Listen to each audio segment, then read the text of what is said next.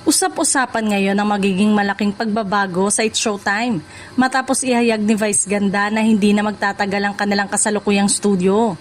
Sa mismong programa, nabanggit ng Unkabogable Star na may nakahandang pagbabago sa kanilang tahanan sa mga susunod na buwan. Ayon kay Vice, in a few months from now, we will destroy the studio.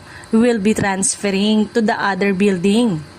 Dahil dito, agad na naging palaisipan sa mga manonood kung ano ang magiging itsura ng bagong studio at kung gaano kalaki ang pagbabagong gagawin sa programa.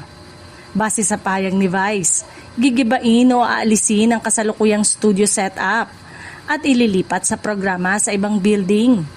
Hindi naman nangangahulugan na mawawala ang It's Showtime. Sa halip, tila bahagi ito ng paghahanda para sa panibagong tahanan ng longest running noontime show.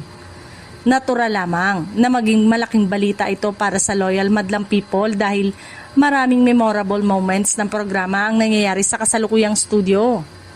Dito nasaksihan ang masasayang kulitan ng host, trending performances, emotional moments at iba't ibang segment na naging bahagi ng araw-araw na panonood ng kanilang supporters.